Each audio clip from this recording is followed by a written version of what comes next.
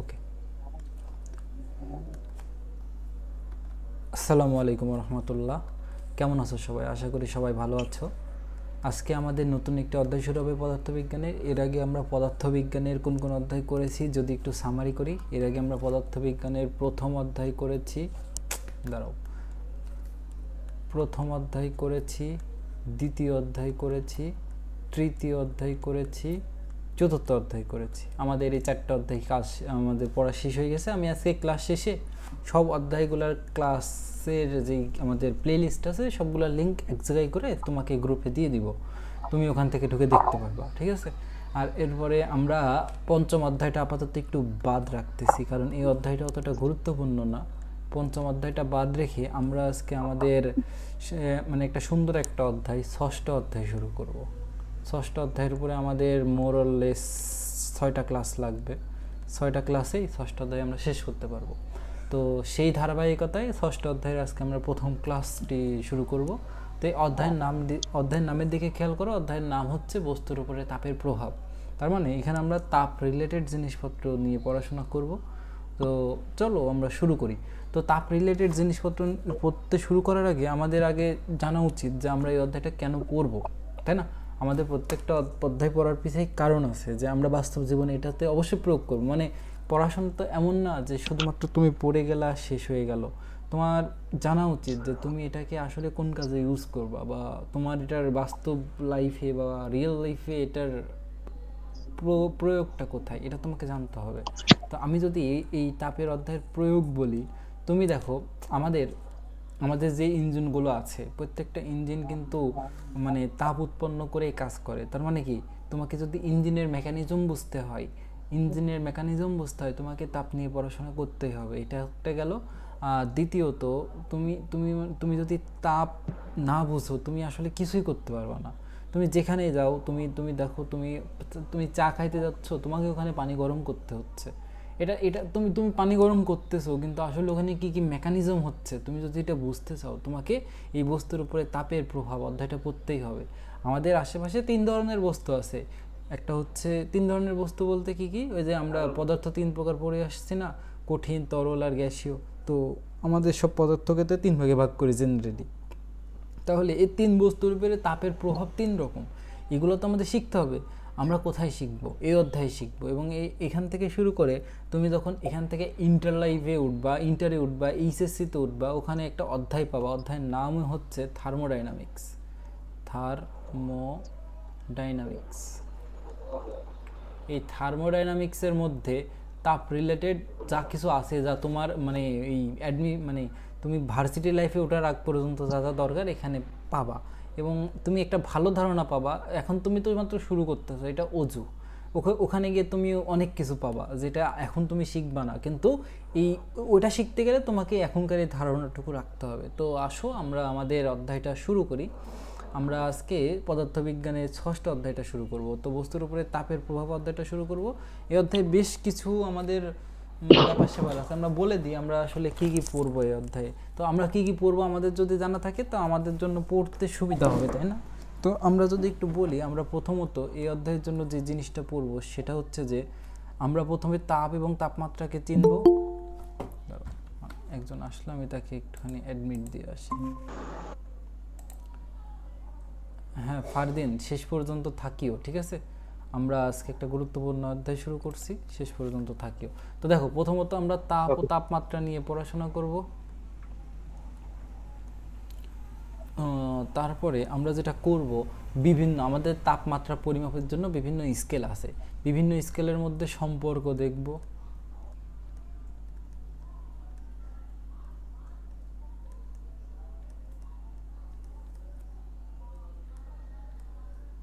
এই দুইটা দেখব।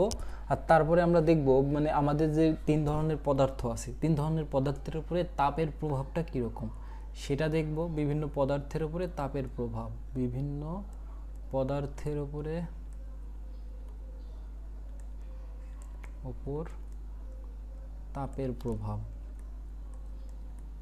তাপের প্রভাব। এরপরে আমরা যেটা করব, আমরা ক্যালোরিমিতি নিয়ে ম্যাথ করব। তোমাদের বইয়ে এটা ক্যালোরিমিতি নামে আছে খুবই অল্পভাবে, কিন্তু ওইটা অতটুকু জানলে আসলে ক্যালোরিমিতি কিছুই বোঝা যায় না। ক্যালোরিমিতি নিয়ে পড়াশোনা করব মানে আমি তোমাকে দেখাচ্ছি যে এই অধ্যায় কী কী পড়বো, এই যে অধ্যায় শুরুতে থাকে না যে কি কি জানবো ওই আর কি। তো মনে করো এই টপিকগুলাই, কিন্তু এই টপিকগুলো পড়াইতে আমার কম করে মিনিমাম 6টা ক্লাস লাগবেই। আমি যদি মানে একটু দ্রুত পড়াই আর কি, একটু থেমে থেমে পড়াইলে 2-1টা ক্লাস বেশি লাগতে পারে, তো সমস্যা নাই আমাদের। আমি তোমাকে এতটুকু এনশিওর করতেছি যে অনেক কিছু নতুন শিখবা ইনশাআল্লাহ। তো প্রথমত এই অধ্যায়ের শুরুতে আমরা 2টা রাশি সম্পর্কে জানবো। আমি ধরে নিলাম তুমি জানো না, আমি এভাবেই তোমাকে পড়াবো, তবে এরকম না যে একদম মানে অ ক খ থেকে শুরু করব। আমি আমি আমি আমি এভাবে পড়াবো যাতে তুমি আর কি অনেক নতুন কিছু জানতে পারো আর কি। তো চলো প্রথমে আমরা তাপ এবং তাপমাত্রার মধ্যে তাপ নিয়ে কথাবার্তা বলা শুরু করি। আচ্ছা, আমরা চতুর্থ অধ্যায়ের নাম যদি খেয়াল করো, ওখানে অধ্যায়ের নাম ছিল হচ্ছে কাজ শক্তি ক্ষমতা, তার মানে ওখানে শক্তি সম্পর্কে পড়াশোনা করে আসছি। আমরা চতুর্থ অধ্যায়ে যখন শক্তির প্রকারভেদ নিয়ে বা শক্তির রূপ নিয়ে পড়াশোনা করছি, তখন ওখানে দেখছি শক্তির একটা রূপ ছিল হচ্ছে তাপ শক্তি, তাই না? শক্তির একটা রূপ ছিল, আমরা দেখছি যে শক্তির একটা রূপ ছিল হচ্ছে তাপ শক্তি। শক্তির একটা রূপ ছিল, সেই রূপ ছিল হচ্ছে আমাদের তাপ শক্তি। তো নাম দেখেই বোঝা যাচ্ছে যে তাপ হচ্ছে এক প্রকার শক্তি, তাহলে নাম দেখেই বোঝা যাচ্ছে, তাপের নাম দেখে বোঝা যাচ্ছে যে তাপ হচ্ছে এক প্রকার শক্তি। তো এই শক্তির কাজ কি? এই শক্তির কাজ হচ্ছে আমাদেরকে গরম বা ঠান্ডার অনুভূতি দেওয়া, ঠিক আছে? তাপ হচ্ছে এক প্রকার শক্তি যা আমাদেরকে গরম বা ঠান্ডার অনুভূতি দেয়, এটাই হচ্ছে তাপের সংজ্ঞা। তাহলে তোমাকে যদি পরীক্ষায় প্রশ্ন করে তাপ কি, তুমি বলবা তাপ হচ্ছে এক প্রকার শক্তি যা আমাদের গরম বা ঠান্ডার অনুভূতি যোগায়। তাপ হচ্ছে এক প্রকার শক্তি, এভাবে লিখবা, তাপ হচ্ছে এক প্রকার শক্তি, এক প্রকার শক্তি। কোনো কিছু না বুঝলে আমাকে প্রশ্ন করবা, বা তোমার মনের মধ্যে যদি কোনো প্রশ্ন জাগে সেটা আমাকে করবা, ঠিক আছে? এটা তোমার জন্য সুযোগ। তুমি কিন্তু অনেক মানে ক্লাস করতে পারো অনেক জায়গায়, কিন্তু ওখানে তুমি প্রশ্ন করার সুযোগ পাবা না, তুমি আমাকে সরাসরি প্রশ্ন করতে পারতেছো, এই অপরচুনিটিটা কাজে লাগায়ও, ঠিক আছে? তাপ হচ্ছে এক প্রকার শক্তি যা আমাদের গরম বা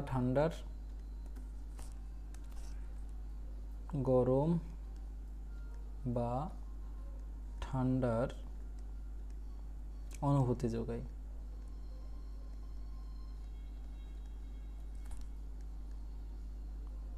ঠিক আছে, এটাই হচ্ছে আমাদের তাপের সংজ্ঞা। আচ্ছা তুমি বলো তো, তাপ দেখো তাপের সংজ্ঞার মধ্যে আছে এটা হচ্ছে এক প্রকার শক্তি, তাপের সংজ্ঞার মধ্যে আছে এটা এক প্রকার শক্তি। আচ্ছা তাপ যদি শক্তি হয় তাহলে তুমি আমাকে বলো শক্তির একক কি ছিল? ইলহাম বলো তো শক্তির একক কি ছিল? জুল। জুল।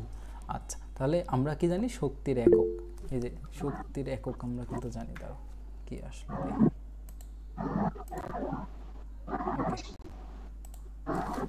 আমরা জানি কিন্তু শক্তির যে একক আমরা যদি শক্তির এককটা নিয়ে একটু দেখি, শক্তির যে একক সেটা আমরা দেখে এসেছি, এটা ছিল হচ্ছে জুল। আমরা যদি ইংরেজিতে লিখি JOULE, জুল, এবং এটাকে আমরা প্রকাশ করতাম শুধু জে দ্বারা। আচ্ছা এটা তো আমাদের মৌলিক একক না, এটা আমাদের যৌগিক একক। রুনি বলো তো এটার মৌলিক এককটা, তো এইটাকে যদি মৌলিক এককে প্রকাশ করতাম তাহলে কি পাইতাম আমরা? তুমি দেখো, তুমি এটাকে মৌলিক এককে যদি প্রকাশ করতাম, আমরা জুলকে যদি ভাঙতাম আমরা পাইতাম হচ্ছে নিউটন মিটার, তাই না? নিউটন মিটার পেতাম। আমরা নিউটনকে চাইলেও ভাঙতে পারি, নিউটনকে চাইলে এইভাবে ভাঙতে পারি, এ ফিজিক্যালটি এম এ ছিল না, তাহলে KG M S inverse two আর এম, তাহলে এটাকে যদি আরও ভাঙতাম KG M square S inverse two. তাহলে তোমাকে যদি কোনো সময় বলে যে আমাদের শক্তির মৌলিক একক কী, তাহলে তোমাকে কিন্তু এটা দাগাইতে হবে, কারণ এটা হচ্ছে শক্তির মৌলিক একক। দেখো জুল কিন্তু যৌগিক একক, জুল কিন্তু মৌলিক একক না, এই জিনিসটা ক্লিয়ার থাকো। তাহলে আমরা বুঝলাম যে তাপের যে একক সেটা আমরা জুল পড়ছি। তাপের কিন্তু এটা ছাড়া আরও অনেক একক আছে, এটাকে আমরা আসলে বলে থাকি এটা হচ্ছে আমাদের এসআই একক। মানে আমরা যত অঙ্ক করব সেখানে তাপের একক হিসাবে এই জুল এককটা ইউজ করব।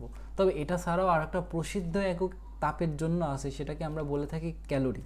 মানে তাপের আরেকটা একক আছে যেটাকে আমরা বলে থাকি ক্যালোরি, ঠিক আছে? এ একটা একক, সেটা হচ্ছে ক্যালোরি। তাহলে এখন আমাকে দেখতে হবে, আমাকে ক্যালোরি সম্পর্কে খুব বেশি জানার প্রয়োজন নাই, ঠিক আছে? বড় হলে তুমি জানবা। তবে জুল এবং ক্যালোরির মধ্যে একটা সম্পর্ক আছে, সেটা তোমাকে জানতে হবে। সেটা হচ্ছে যে 1 calorie is equal two 4.2 joule. তোমাকে অনেক সময় তাপের যেই মানে তাপের যে পরিমাণ সেটা তোমাকে ক্যালোরিতে দিয়ে দিবে, কিন্তু পরীক্ষায় তো তুমি জানো তুমি এসআই একক ছাড়া কাজ করতে পারবা না।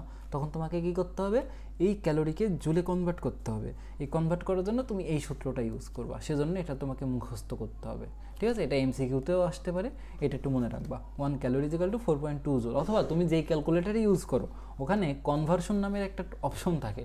তুমি যদি ওই যে FX991MS বা FX100MS ইউজ করো, তুমি দেখবা তোমার ক্যালকুলেটরের যেই ঢাকনা, সেই ঢাকনার সাথে কিছু কনভার্সনের সূত্র দেওয়া আছে। ওইদিকে শেষের দিকে দেখবা জুল থেকে ক্যালোরি, ক্যালোরি থেকে জুলে নেওয়ার যে অপশন ওটা আছে। ঠিক আছে, তুমি ওটা দিয়েও নিতে পারো, অথবা তুমি এখান থেকে সরাসরি ঐকিক নিয়মে কনভার্ট করতে পারো। ঠিক আছে, এটা মনে রাখবা যে তাপের যে একক সেটা হচ্ছে যে এসআই একক হচ্ছে আমাদের জুল। আর এটা যদি আমাদের এসআই একক না থাকে, যদি ক্যালোরিতে থাকে, তখন আমাকে ওইটা এসআই এককে কনভার্ট করতে হবে, অর্থাৎ জুলে কনভার্ট করতে হবে। এই যে 1 ক্যালোরি সমান 4.2 জুল, ঠিক আছে, এটা কিন্তু জুল নামের একটা বিজ্ঞানী এটা আবিষ্কার করছে, তাই আমরা এই আর কি এই সূত্রটা পাই। এটা তুমি যখন পড়বা তখন এটাকে জুলের তাপীয় সূত্র হিসাবে পড়বা। এখন অত কিছু জানার দরকার নেই, জাস্ট মনে রাখবা যে 1 calorie is equal two 4.2 joule, শেষ। আচ্ছা, তাপ সম্পর্কে আমরা এতটুকু দেখলাম। আসলে দেখি তাপ সম্পর্কে বইয়ে কি লেখা আছে। ঠিক আছে, তাপ সম্পর্কে বইয়ে অনেক কিছুই লেখা আছে, আমাদের এত কিছু জানার প্রয়োজন নাই। তাপের একক নিয়ে জানতে হবে, তাপের দুইটা একক, সেটা হচ্ছে একটা জুল এবং একটা ক্যালোরি। এই যে এখানে তাপের এককের মধ্যে যদি একটু পড়াশোনা করো দেখবা তাপ যেহেতু এক প্রকার শক্তি, তাই তাপের একক হিসেবে শক্তির অর্থাৎ কাজের একক সেটা হচ্ছে জুল ব্যবহার করবা বিশ্বব্যাপী। এই এককের পাশাপাশি আরেকটা পদ্ধতি চালু আছে, সেটা হচ্ছে ক্যালোরি। এবং ক্যালোরি এবং জুলের মধ্যে সম্পর্ক কি, 1 calorie is equal two 4.2 joule. এটাকে আরও স্পেসিফিকভাবে যদি বলো তাহলে 4.2 না বলে এটাকে বলা যাচ্ছে 4.18 জুল। ঠিক আছে, তোমার অত প্যারা নেওয়ার দরকার নেই, তুমি 4.2 জুলই বলতে পারো, এতটুকুই আর কি। এরপরে আমাদের আসে তাপমাত্রা। তাপ তো হচ্ছে কি এক প্রকার শক্তি, আর তাপমাত্রা কি জানো, তাপমাত্রা হচ্ছে বস্তুর তাপীয় অবস্থা। তাপমাত্রা হচ্ছে বস্তুর তাপীয় অবস্থা। তাহলে তাপীয় অবস্থা কি, তাপীয় অবস্থা হচ্ছে এমন অবস্থা যা নির্ধারণ করবে কোন একটা বস্তু যদি ওই বস্তুর সংস্পর্শে আসে তাহলে বস্তুটা তাপ দেবে নাকি তাপ নিবে। এটাই হচ্ছে আমাদের তাপমাত্রার সংজ্ঞা। আমি তোমাকে বুঝাই দিব, তুমি সমস্যা নিও না। তাহলে আমি যদি সংজ্ঞাটা লিখি, তাপমাত্রা হচ্ছে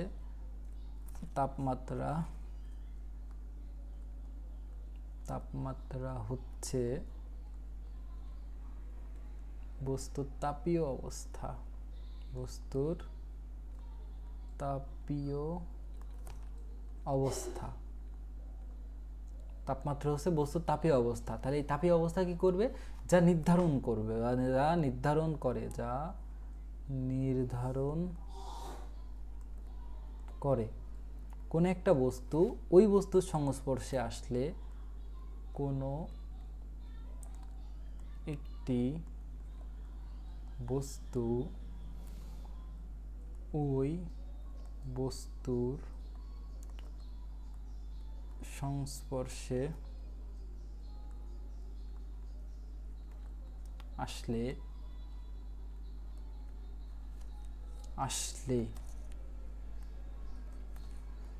তাপ দেবে নাকি তাপ নেবে।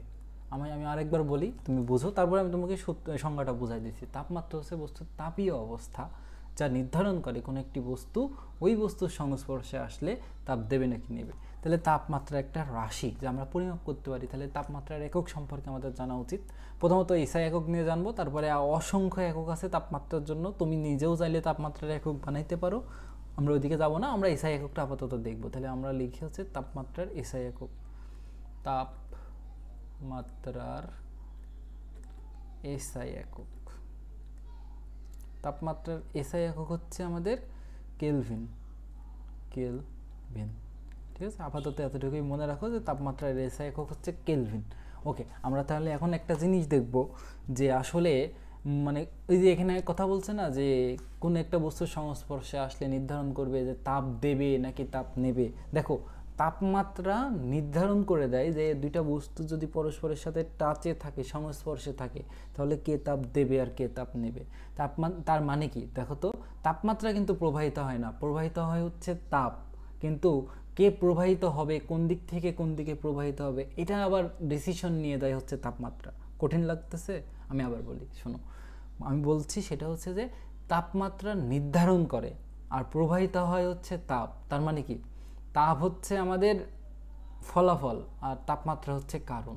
তাপ হচ্ছে আমাদের ফলাফল, মানে এটা আমাদের প্রবাহিত হয়, ফলাফল এটা আমাদের হচ্ছে, ফাইনালি এটা হচ্ছে, মানে প্রবাহিত হচ্ছে। আর তাপমাত্রা হচ্ছে কারণ, তাপমাত্রার কারণেই তাপ প্রবাহিত হয়। আমি তোমাকে এখন কিছু লাইন লিখে দিব, একটা লাইন লিখে দিব যেটা পরীক্ষার জন্য গুরুত্বপূর্ণ না, কিন্তু তোমার অঙ্কের মধ্যে কাজে লাগবে। সেটা হচ্ছে তাপমাত্রা মানে তাপ অলওয়েজ উষ্ণ বস্তু থেকে শীতল বস্তুর দিকে প্রবাহিত হয়, অর্থাৎ উচ্চ তাপমাত্রা থেকে নিম্ন তাপমাত্রার দিকে প্রবাহিত হয়। তাহলে তাপ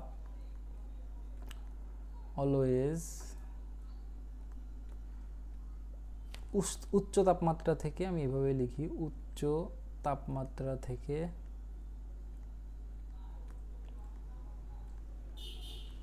নিম্ন তাপমাত্রায়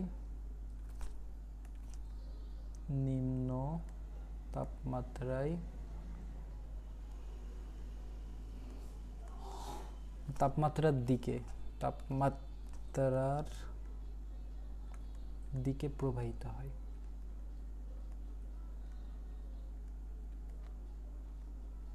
মানে ব্যাপারটা এরকম হইতে পারে, মনে করো দুইটা বস্তু আমি নিলাম, এই একটা বস্তু, আবার এখানে কপি করে আরেকটা বস্তু নিলাম, দুইটা বস্তুর মধ্যে একটা বস্তু চাইলে তোমার ছোট হইতেই পারে, তাই না? মনে করো এই বস্তুটা আমাদের ছোট। এখন এই বস্তুর মধ্যে মনে করো আমাদের 500 জুল তাপ আছে, এই বস্তুর মধ্যে আমাদের মনে করো 300 জুল তাপ আছে। এই বস্তুর মধ্যে 500 জুল থাকার ফলে আচ্ছা তোমার কি মানে নর্মালি কি, যার ভিতরে তাপ বেশি তার তাপমাত্রা বেশি হওয়া উচিত না, তাই তো? মানে যার ভিতরে তাপ বেশি তার তাপমাত্রা বেশি হওয়া উচিত, কিন্তু আসলে এরকম হইতে না, সবসময় হবে তা না। তা মানে এটা মনে করো এটার তাপমাত্রা এই কারণে হইল আমাদের 30 ডিগ্রি সেলসিয়াস। পরে আমরা সেলসিয়াস নিয়ে পড়াশোনা করবো, আপাতত এতটুকু তো জানো যে তাপমাত্রার একক একটা আছে ডিগ্রি সেলসিয়াস। আর এটার মধ্যে 300 জুল থাকার কারণে এটার যে তাপমাত্রা সেটা মনে করো হইল হচ্ছে আমাদের 40 ডিগ্রি সেলসিয়াস। এরকম হইতে পারে, কেন হইতে পারে দেখো, প্রথম বস্তুটার আকারটা কিন্তু বড়, দ্বিতীয় বস্তুর আকারটা কিন্তু ছোট। তার মানে কি, দ্বিতীয় বস্তুটাকে গরম করতে অল্প তাপই যথেষ্ট, আর প্রথম বস্তুটা যেহেতু বড়, তার মানে এটাকে তুমি যদি একটু গরম করতে চাও তোমাকে বেশি তাপ দিতে হবে। বেশি তাপ দেওয়ার ফলেও দেখো এখানে কিন্তু তাপমাত্রা খুব একটা বাড়েনি, এরকম কেস হইতে পারে। এবার আমি তোমাকে একটুখানি বোঝাবো যে আসলে এই যে এই লাইনটা আর কি, এই লাইনটা থেকে এবার আমি তোমাকে প্রশ্ন করব। এবার আমার কাজ না, এবার কাজ হচ্ছে তোমাদেরকে উত্তর করতে হবে। তো চলো আমরা একটুখানি ব্যাপারটা একটু ঝালাই নিই। তো আমি 3টা কেস নিয়ে একটু কথাবার্তা বলবো। মনে করো এই প্রথম একটা বস্তু, এটাকে কপি করলাম, আর একটা বস্তু এটা, ঠিক আছে? আবার 2টা আঁকাই, কপি করে নিই, কপি করলাম, এই হচ্ছে 2টা বস্তু, কপি করলাম, এই হচ্ছে 2টা বস্তু, ঠিক আছে?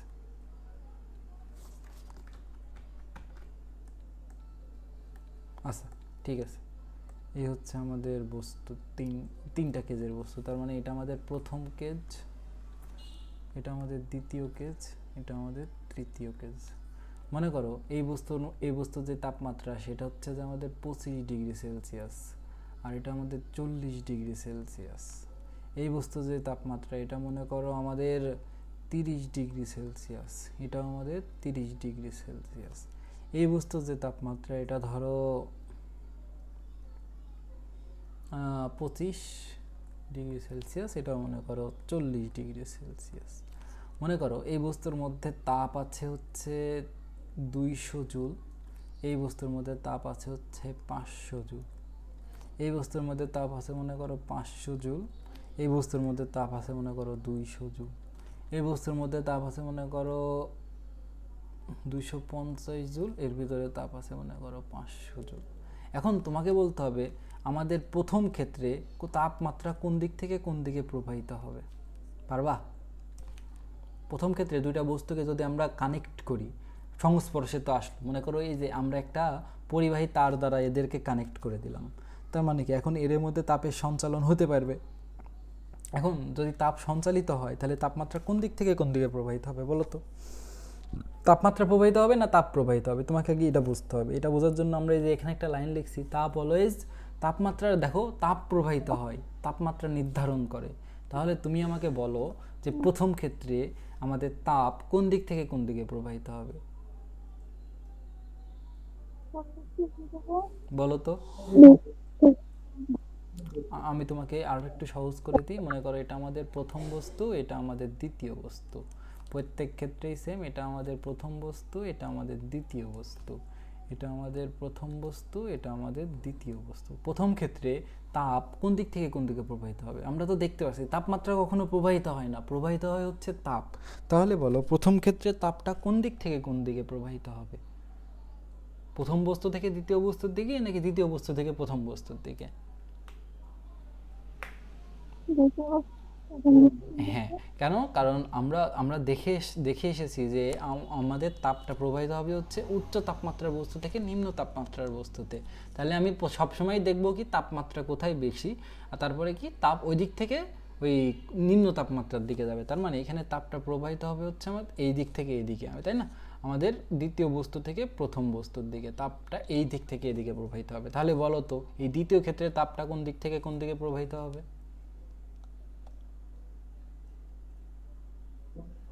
পারবা?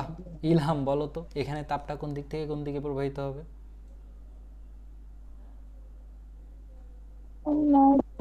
হুম, পারা যাবে? কথা শুনতে পাচ্ছি না, বলো তো। ফারদিন বলো। আমি তোমাকে বলি, আমার কথাটা বোঝে। এই দ্বিতীয় ক্ষেত্রে তাপটা কোন দিক থেকে কোন দিকে প্রবাহিত হবে? প্রথম বস্তু থেকে দ্বিতীয় বস্তুর দিকে নাকি দ্বিতীয় বস্তু থেকে প্রথম বস্তুর দিকে? যে কোনো একজন বলো কোন দিক থেকে কোন দিকে প্রবাহিত হবে? শোনো, আমি প্রথম কাজ কি আমরা দেখবো যে তাপমাত্রা কোন জায়গায় বেশি। দেখো এই প্রথম বস্তুর তাপমাত্রাও 30, দ্বিতীয় বস্তুর তাপমাত্রাও 30। দেখো যেহেতু দুইটার তাপমাত্রাই 30, তার মানে কি তাপমাত্রার কোনো পার্থক্য নাই। যদি তাপমাত্রার পার্থক্য না থাকে তাহলে তাপ কিভাবে প্রবাহিত হবে?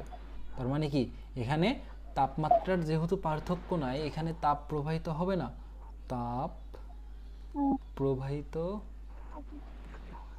হবে না। বুঝেছো? আচ্ছা, এবার তৃতীয় ক্ষেত্রে তুমি আমাকে বলবা তাপ কোন দিক থেকে কোন দিকে প্রবাহিত হবে, বলো দেখি। আমার প্রথম কাজ আমি দেখবো হচ্ছে কোন তাপমাত্রার পার্থক্য। আমি দেখতে পাচ্ছি দ্বিতীয় বস্তুর তাপমাত্রা বেশি, প্রথম বস্তুর তাপমাত্রা কম। ঠিক আছে? তার মানে কি দেখো প্রথম বস্তুর তাপমাত্রা কম কিন্তু তাপ বেশি, আর দ্বিতীয় বস্তুতে তাপমাত্রা বেশি কিন্তু তাপ কম। তারপরেও কি হবে, এই 200 জুল থেকে কিছু তাপমাত্রা কোথায় যাবে? এই 500 জুলের দিকে যাবে। কারণ কি? কারণ দ্বিতীয় বস্তুর তাপমাত্রা বেশি। আমাদের সূত্র বলে যে তাপমাত্রা অলওয়েজ আমাদের মানে কি উচ্চ তাপ থেকে নিম্ন তাপের দিকে যায়। তাহলে কি আমাদের 200 জুল থেকে তাপ এই 500 জুলের দিকে যাইতে থাকবে। তার মানে কি বুঝতে পারছো তো কি হচ্ছে এখানে? অলওয়েজ এটাই। তোমার এখানে মনে হতে পারে 500 জুল থেকে কিছু তাপমাত্রা 200 জুলের দিকে গিয়ে সাম্য অবস্থা ক্রিয়েট করবে, কিন্তু আসলে এরকম হবে না। এখানে কি হবে আমি তোমাকে বারবার ক্লিয়ার করতেছি যে এখানে এটাই হবে যে যেখানে তাপমাত্রা বেশি সেখান থেকে তাপ নিম্ন তাপমাত্রার দিকে যাবে। মানে তাপমাত্রা হচ্ছে আমাদের নির্ধারণ করবে যে তাপ কোন দিক থেকে কোন দিকে যাবে। যদিও কম তাপমাত্রার বস্তুতে বেশি তাপ থাকতে পারে, তারপরেও জিনিসটা ঘটবে। আমার বলো এই 3টা কেস তুমি বুঝতে পেরেছো কিনা?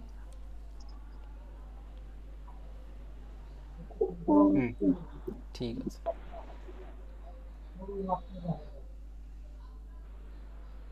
ঠিক আছে, চলো আমরা নতুন একটু জিনিস শুরু করি। তো এই আমাদের ছিল হচ্ছে মানে তাপমাত্রার ব্যাপার এতটুকু জানলেই হবে। আর এই যে তোমার বইয়ে লেখা আছে, আমি তোমাদেরকে আগের বইটা পড়তে সাজেস্ট করব, কারণ ওটা তোমরা ইন্টারে উঠে যার বই পড়বা তার বই, সে হচ্ছে স্যার শাহজাহান তপন স্যার।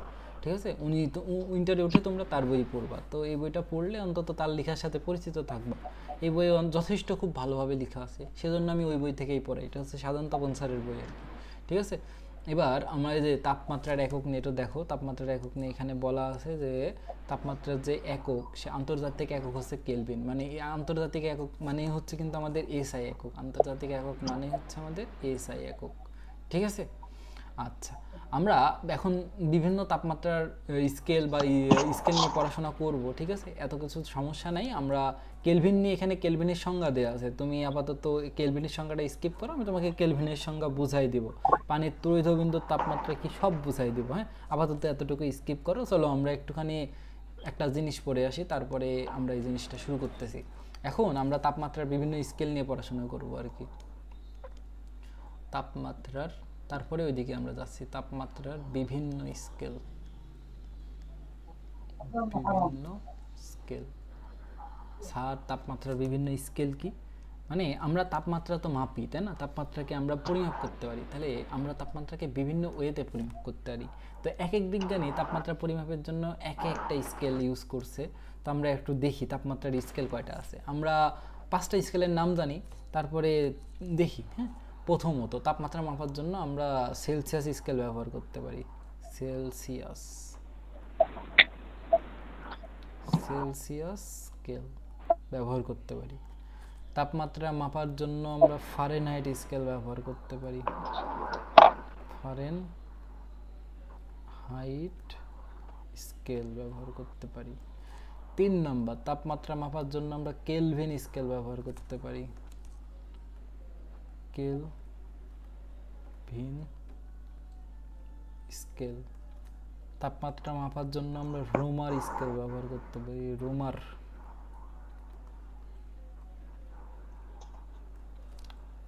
এটা তো 4 নাম্বার, তাই না? আর 5 নম্বরে আমরা রেঙ্কিন স্কেল ব্যবহার করতে পারি। রেঙ্কিন। ঠিক আছে, আমার এত স্কেল দরকার নাই, আমরা 3টা স্কেলের সাথে আসলে পরিচিত হব। এই যে প্রথম 3টা, মানে আমরা এই সেলসিয়াস স্কেল, ফারেনহাইট স্কেল আর কেলভিন স্কেল, এই 3টা স্কেলের সাথে পরিচিত হব। আর বাকি 2টা স্কেলের নাম এমনি জেনে রাখলাম। আমি তোমাকে একটা কথা বলি, সেটা হচ্ছে যে তাপমাত্রা আমরা তাপমাত্রা যখন পরিমাপ করি, তাপমাত্রা পরিমাপ করার জন্য যে যন্ত্র ব্যবহার করা হয়, তাপমাত্রা পরিমাপ করার জন্য যে যন্ত্র ব্যবহার করা হয় তাকে কি বলে বলো তো? নিশ্চয়ই থার্মোমিটার বলবে। তাপমাত্রা মাপার জন্য যে যন্ত্র ব্যবহার করা হয় থার্মোমিটার বলে। থার্মোমিটার। তাহলে পরীক্ষায় যদি প্রশ্ন আসে, আমি কিন্তু যদি পরীক্ষা নিই আমি দিব, তাপমাত্রা মাপার জন্য যে যন্ত্র ব্যবহার করা হয়, তাপমাত্রা পরিমাপের জন্য বা মাপার জন্য বলতে পারো, মাপার জন্য যে যন্ত্র ব্যবহার করা হয় তাকে আমরা থার্মোমিটার বলি। আর আরেকটা আমাদের যন্ত্র আছে, আমি তোমাকে একসাথে বলে দিই, তোমার মনে রাখতে সুবিধা হবে। আমাদের তাপ মাপার জন্য, তাপ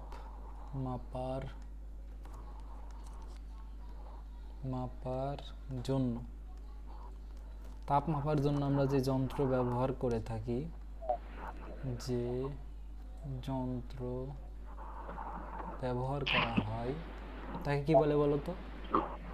জানো? তাকে আমরা বলি হচ্ছে ক্যালোরিমিটার।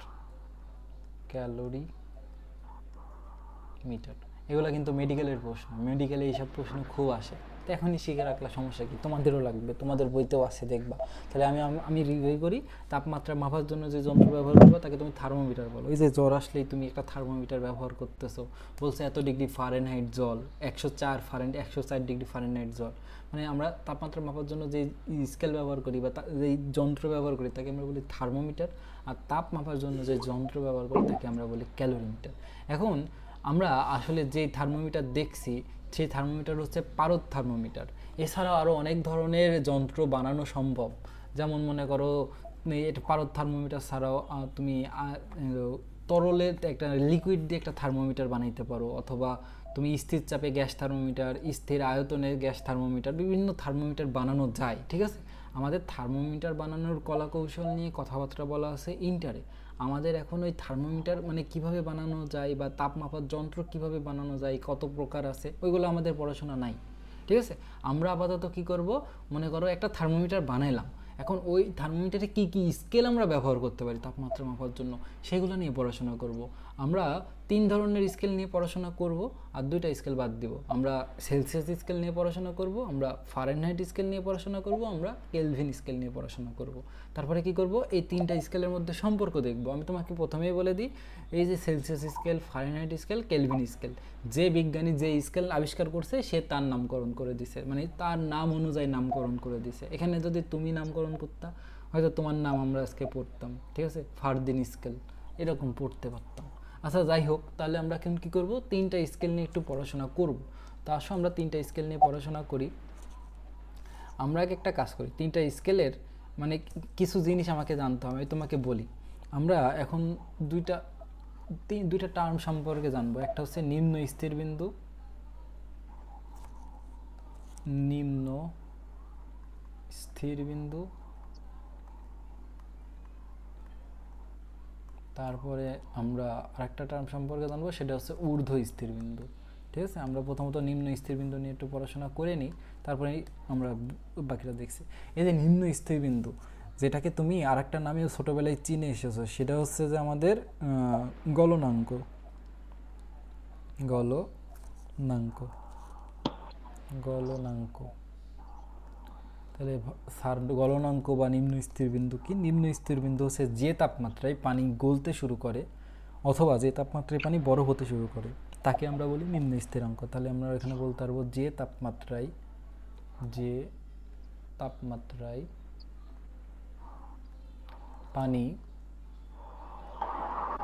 পানি বরফ গলতে শুরু করে আর কি। পানি কি গলে?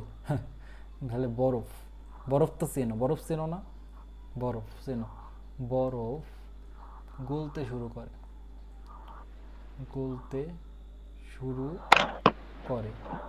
অথবা কি হয়, যে তাপমাত্রায় বরফ গলতে শুরু করে অথবা পানি বরফ হতে শুরু করে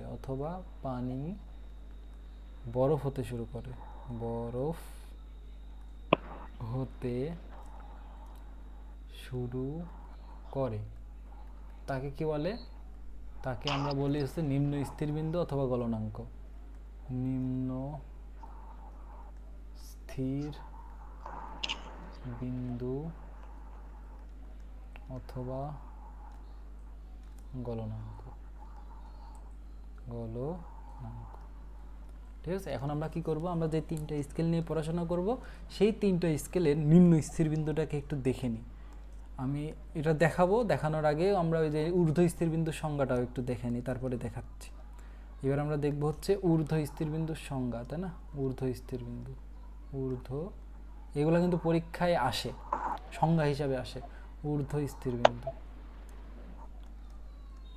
আমি তোমাকে এমনভাবে পড়াই যাতে তুমি গাইডটা খুললে, আমার অধ্যায় যখন শেষ হবে তুমি যদি গাইডটা খুলো তুমি দেখবা স্যার তোমাকে সব কিছু পড়াইতেছে। ঠিক আছে, আর এটার আর একটা নাম আছে, সেটা হচ্ছে আমাদের স্ফুটনাঙ্ক।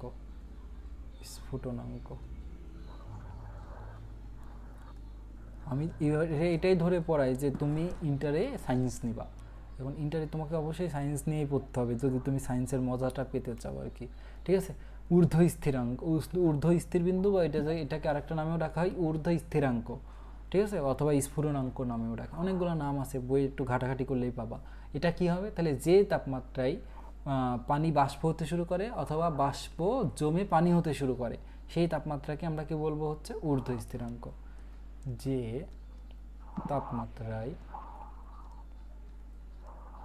তাপমাত্রায় পানি বাষ্প হতে শুরু করে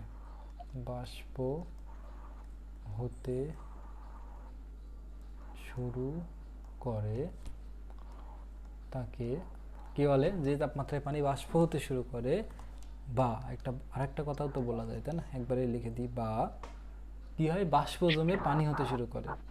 বাষ্প জমে পানি হতে শুরু করে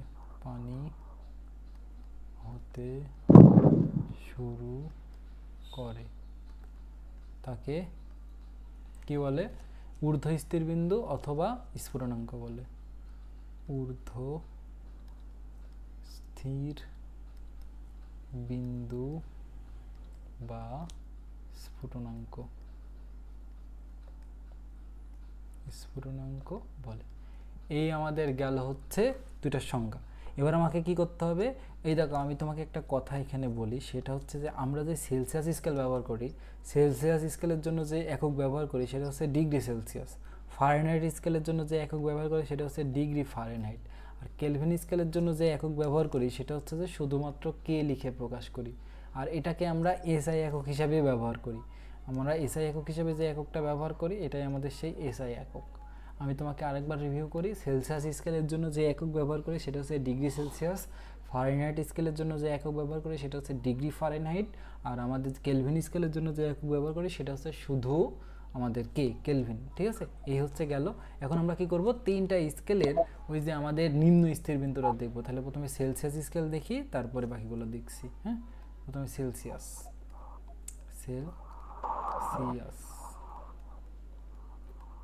স্কেল। সেলসিয়াস স্কেলের যে নিম্ন স্থির বিন্দু সেটাকে আমরা ওই যে, যেহেতু দেখো এখানে কি হচ্ছে, আমাদের বরফ পানি হতে শুরু করছে অথবা পানি বরফ হতে শুরু করছে, সেজন্য এটাকে আমরা থিটা আইস দ্বারা প্রকাশ করি। আমরা দেখো তাপমাত্রাকে কিন্তু এই যে এটা দ্বারা প্রকাশ করতে পারি। আমি তোমাকে দেখাই, এই যে তাপমাত্রার দিকে তাকাও, তাপমাত্রাকে আমরা থিটা অথবা টি দ্বারা প্রকাশ করে থাকি। তাপমাত্রার যে প্রতীক সেটা হচ্ছে থিটা অথবা টি। তার মানে আমরা তাপমাত্রাকে থিটা দ্বারা প্রকাশ করতেছি। ধরো তাহলে কি, আমরা যে সেলসিয়াস স্কেলের জন্য যে তাপমাত্রা সেটাকে থিটা আইস আপাতত লিখলাম। ঠিক আছে, থিটা আইস মানে কি, আমাদের এটা হচ্ছে ওই যে বরফ বিন্দুর তাপমাত্রা আর কি। আমরা তো এটাকে বরফ বিন্দু বলি অথবা নিম্ন স্থির বিন্দু বলি, অনেকগুলো নাম আছে। দেখো আমি কতগুলো নাম বলতেছি, নিম্ন স্থির বিন্দু, নিম্ন স্থিরাঙ্ক, বরফ বিন্দু, গলনাঙ্ক, চারটা নাম আছে। আপাতত তুমি দুইটা নামই জানলা। ঠিক আছে, তাহলে সেলসিয়াস স্কেলে যে থিটা আইস সেটাকে আমরা বলি হচ্ছে 0 ডিগ্রি সেলসিয়াস। ঠিক আছে, আবার ফারেনহাইট স্কেলের জন্য ফারেনহাইট স্কেল, ফারেনহাইট স্কেলের জন্য আমাদের যে থিটা আইস সেটা হবে হচ্ছে আমাদের 32 ডিগ্রি ফারেনহাইট।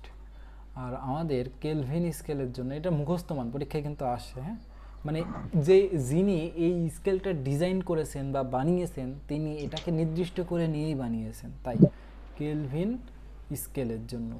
স্কেলের জন্য আমাদের যে থিটা আইস সেটা হচ্ছে কত জানো, 273.16 কেলভিন। তো মাঝে মাঝে দেখবা কোথাও 0.16 আছে, কোথাও 0.16 নাই, তবে ওই 273 থাকবেই। আমি তোমাকে তাহলে একবার বলি যে এই যে সেলসিয়াস স্কেলের জন্য 0 ডিগ্রি এমন একটা তাপমাত্রা যেই তাপমাত্রায় পানিটা বরফ হতে শুরু করে অথবা বরফ পানি হতে শুরু করে। ফারেনহাইট স্কেলের জন্য সেম 32 ডিগ্রি ফারেনহাইট এমন একটা তাপমাত্রা যেই তাপমাত্রায় কি হয়, পানি বরফ হতে শুরু করে অথবা বরফ পানি হয়। কেলভিন স্কেলের জন্য সেম। একইভাবে আমরা এখন এই স্কেলের জন্য দেখতে পারি। আমরা এখন দেখব এই যে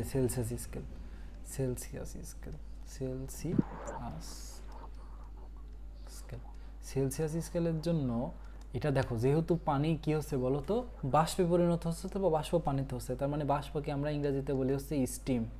সেজন্য এটাকে আমরা বলবো হচ্ছে থিটা স্টিম।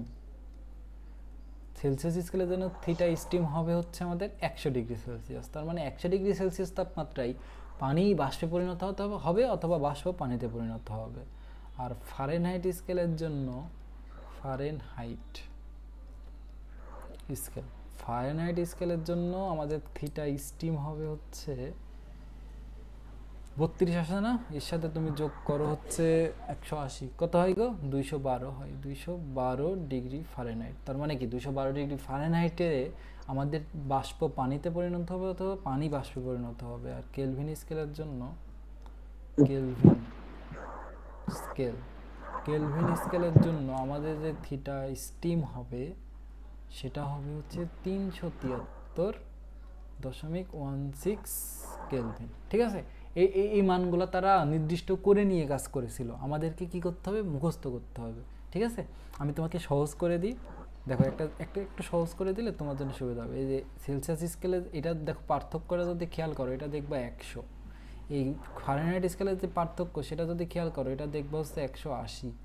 আর কেলভিন স্কেলের যে পার্থক্য এটা যদি খেয়াল করো, এটা হচ্ছে 100। ঠিক আছে, এইগুলোকে বলা হয় মৌলিক ব্যবধান। আমাদের এগুলো পরে আমি লিখে দিব, নি সমস্যা নেই। আপাতত এতটুকু বুঝলাম যে নিম্ন স্থির বিন্দু আর ঊর্ধ্ব স্থির বিন্দু তিনটা স্কেলের জন্য ভিন্ন ভিন্ন।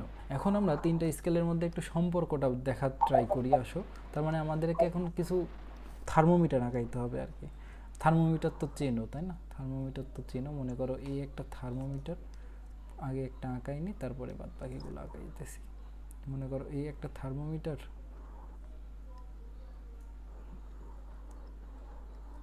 হয়েছে হয়েছে, মাঝামাঝি দিয়ে দিলাম, কালারটা চেঞ্জ করে দিলাম। এই একটা থার্মোমিটার না? আচ্ছা, এটাকে এবার কপি করি। এই একটা গেল, এই হচ্ছে আর একটা,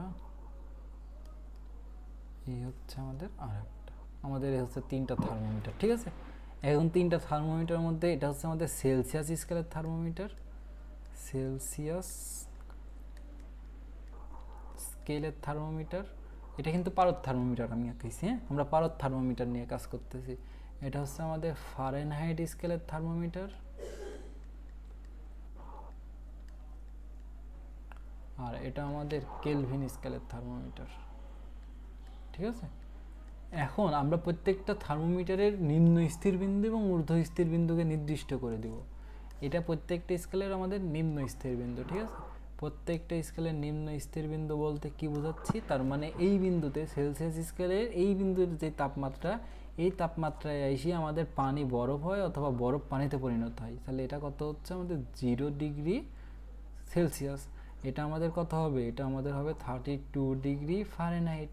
আর এটা আমাদের কত হবে? আমরা আপাতত 273 লিখি, শুধুমাত্র 273 কেলভিন।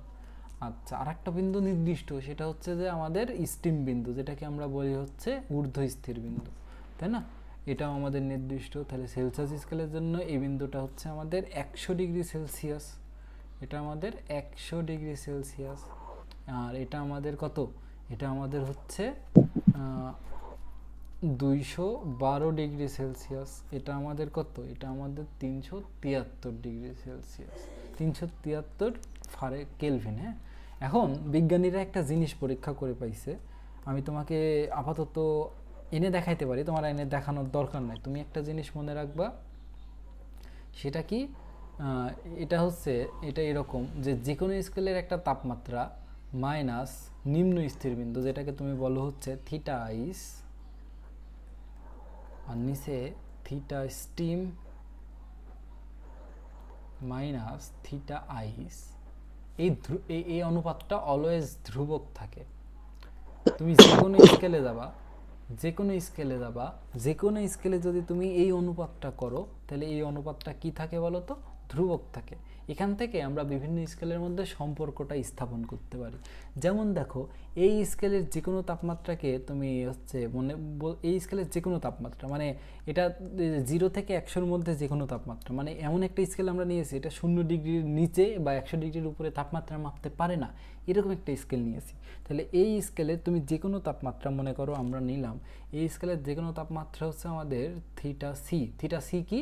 থিটা সি হচ্ছে সেলসিয়াস স্কেলে এই স্কেলের তাপমাত্রা, অথবা টি সি দ্বারা প্রকাশ করতে পারো, সমস্যা নাই।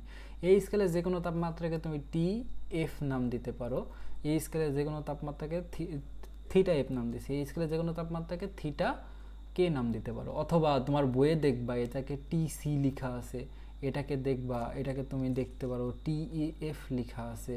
ঠিক আছে, এটাকে দেখতে পারো, এটাকে তোমার টি কে লেখা আছে। তোমার যেভাবে ইচ্ছা তুমি প্রকাশ করতে পারো। এই থিটা সি এগুলা কি? এই সেলসিয়াস স্কেলের যে কোনো তাপমাত্রা। থিটা এফ অথবা টি এফ এগুলা কি? ফারেনহাইট স্কেলের যে কোনো তাপমাত্রা। কেলভিনের স্কেলের যে কোনো তাপমাত্রাকে টি কে অথবা থিটা কে দ্বারা প্রকাশ করতে পারো। এবার তুমি যদি এই 3টা স্কেলের মধ্যে সম্পর্ক করতে চাও, তাহলে তোমাকে কি করতে হবে? এই যে আমাদের বিজ্ঞানীরা আমাদের জন্য বের করে রেখেছে যে যে কোনো স্কেলের যে কোনো তাপমাত্রা মাইনাস ওই স্কেলের নিম্ন স্থির বিন্দু ডিভাইডেড বাই ঊর্ধ্ব স্থির বিন্দু মাইনাস নিম্ন স্থির বিন্দু যদি আমি করি, তাহলে একটা ধ্রুবক সংখ্যা পাওয়া যায়। তাহলে আসো আমরা এখন সেলসিয়াস স্কেলের জন্য করি। সেলসিয়াস স্কেলের জন্য করি, তাহলে সেটা পাবো হচ্ছে আমরা থিটা সি ডিভাইডেড বাই, তুমি থিটা সি ডিভাইডেড বাই, তুমি আবার এটাকে অনেকে শুধু সি দ্বারা প্রকাশ করে, এটাকে শুধু এফ দ্বারা প্রকাশ করে, এটাকে শুধু কে দ্বারা প্রকাশ করে, তোমার যেভাবে ইচ্ছা তুমি প্রকাশ করতে পারো। ঠিক আছে, আচ্ছা, থিটা সি মাইনাস, দেখো তো এই স্কেলের নিম্ন স্থিরবিন্দু কত? 0। এই স্কেলের নিম্ন স্থিরবিন্দু হচ্ছে 0, তাহলে 0 দিয়ে দাও, এখানে 0 দিলা, নিচে বসবে কি বলো তো? স্টিম। স্টিম মানে কি? ঊর্ধ্ব স্থিরবিন্দু। তার মানে কি 100 মাইনাস 0। এটা ধ্রুবক মানে কি প্রত্যেকটা জিনিস একই বা সমান, তাহলে একটা সমান দিলা, আবার আর একটা। এবার আসো ফারেনহাইট স্কেলের জন্য লিখো। এবার ফারেনহাইট স্কেলের জন্য তুমি যদি লিখো, এটা হচ্ছে আমরা লিখতে পারি থিটা এফ মাইনাস, এবার এই স্কেলের নিম্ন স্থিরবিন্দু কত 32, তাহলে এখানে লিখলাম 32। ঊর্ধ্ব স্থিরবিন্দু কত 212, নিম্ন স্থিরবিন্দু কত 32। একইভাবে আমরা যদি এখন কেলভিন স্কেলের জন্য লিখি, তাহলে এটা হবে হচ্ছে থিটা কে মাইনাস, ঠিক আছে। এরপরে দেখো নিম্ন স্থিরবিন্দু হচ্ছে 273, ঊর্ধ্ব স্থিরবিন্দু হচ্ছে 373 মাইনাস 273। এই গেল আমাদের তিনটা স্কেলের মধ্যে সম্পর্ক কিন্তু আমরা পেয়ে গেছি। এখন যদি এটাকে একটু সিম্পলিফিকেশন করি, মানে ছোট করি, দেখো থিটা সি থেকে যদি শূন্য বাদ দাও থিটা সি থাকে। তোমার যদি থিটা সি লিখতে কষ্ট হয় তুমি শুধু সি লিখতে পারো, ঠিক আছে, শুধু সি লিখতে পারো, তোমাকে কেউ কিছু বলবে না। আর নিচে দেখো, নিচে আছে 100, তাহলে 100কে 100-র মতো রেখে দিলা। তোমার যদি থিটা এফ লিখতে কষ্ট হয় তুমি শুধু এফ লিখতে পারো, কেউ কিছু বলবে না। তাহলে এখানে শুধু এফ লিখো, আর এখানে 32, আর এখান থেকে এটা বিয়োগ দাও, দেখো 180 হয়। এই যে কোনো স্কেলের ঊর্ধ্ব স্থিরবিন্দু মাইনাস নিম্ন স্থিরবিন্দু, এই যে ঊর্ধ্ব স্থিরবিন্দু মাইনাস নিম্ন স্থিরবিন্দু, এটাকে বলা হয় হচ্ছে মৌলিক ব্যবধান। মৌলিক ব্যবধান মনে রাখলে মনে রাখলা, না হলে নাই। তোমার যা মনে থাকলে রাখলা, সমস্যা কি। আচ্ছা, তারপরে দেখো এখানে যদি করো তুমি থিটা কে কে যদি লিখতে কষ্ট হয় তাহলে তুমি শুধু কে লিখো, আর এখানে 273 ছিল 273 লিখো, 273, আর এখানে বিয়োগ করে দেখো 100 আসে। এবার তুমি চাইলে কিন্তু দেখো এখানে 100 আছে, এখানে 180 আছে, এখানেও 100 আছে, তুমি সবগুলোকে 20 দ্বারা কাটতে পারো। তুমি যদি 20 দ্বারা কাটো তাহলে এখানে আসে 5, এখানে f মাইনাস 32 ডিভাইডেড বাই 9, আর এখানে আসে k মাইনাস 273 ডিভাইডেড বাই 5, এটা আসে। আমরা ফাইনালি একটা লাইন পাইলাম। এটাই হচ্ছে তিনটা স্কেলের মধ্যে সম্পর্ক, ঠিক আছে। আমি তোমাকে জাস্ট একটু প্রমাণটা দেখাইলাম, আমার কেমনে জানি প্রমাণ দেখানো হয়ে যায়, আমি নিজেকে আটকাইতে পারি না। আচ্ছা, এটা হচ্ছে প্রমাণ। তো আসো আমি তোমাকে এবার একটু দেখাই আমরা কি পাইলাম। আমরা যেটা পাইলাম সেটা একটু লিখি। আমরা পাইলাম হচ্ছে c by 5 f minus 32 divided by 9 divided by k minus 273 divided by 5। এই হচ্ছে তিনটা স্কেলের মধ্যে সম্পর্ক। তাহলে এখান থেকে আমরা তিনটা সমীকরণ লিখতে পারবো। কেমনে লিখতে পারবো, যদি এরকম হয়, দেখো a সমান b সমান যদি c হয়, তাহলে এখান থেকে তুমি কি কি লিখতে পারো, a সমান b, অথবা b সমান c, অথবা c সমান a। তাহলে এখানেও তো তিনটা জিনিস সমান, তাহলে এখানেও তো এরকম তিনটা জিনিস আমি লিখতে পারবো, সেটাই লিখবো আর কি। দেখো এখান থেকে তিনটা জিনিস আমি কি কি লিখতে পারবো। প্রথম জিনিস যেটা লিখতে পারবো যে a সমান b, তার মানে কি c বাই 5 সমান f মাইনাস 32 ডিভাইডেড বাই 9। আর একটা জিনিস লিখতে পারবো এই b সমান c, তার মানে কি f মাইনাস 32 ডিভাইডেড বাই 9 সমান k মাইনাস 273 ডিভাইডেড বাই 5। এটা গেল। আর 3 নম্বর আর একটা জিনিস তুমি লিখতে পারবা, সেটা হচ্ছে a সমান c, তার মানে কত c বাই 5 সমান k মাইনাস 273 ডিভাইডেড বাই 5। এই যে প্রথম যেটা পাইলা, সেটাই হচ্ছে সেই সেলসিয়াস এবং ফারেনহাইট স্কেলের মধ্যে সম্পর্ক। এটাই হচ্ছে সেলসিয়াস ও ফারেনহাইট স্কেলের মধ্যে সম্পর্ক। ফারেনহাইট স্কেলের মধ্যে সম্পর্ক, স্কেলের মধ্যে সম্পর্ক। এটা কি ফারেনহাইট ও কেলভিন স্কেলের মধ্যে সম্পর্ক। তুমি লিখতে পারো, একটু কপি করি, হ্যাঁ, এতে লিখবে কি ফারেনহাইট ও কেলভিন, তারপর একটু কপি করে দিই, স্কেলের মধ্যে সম্পর্ক। তোমাদের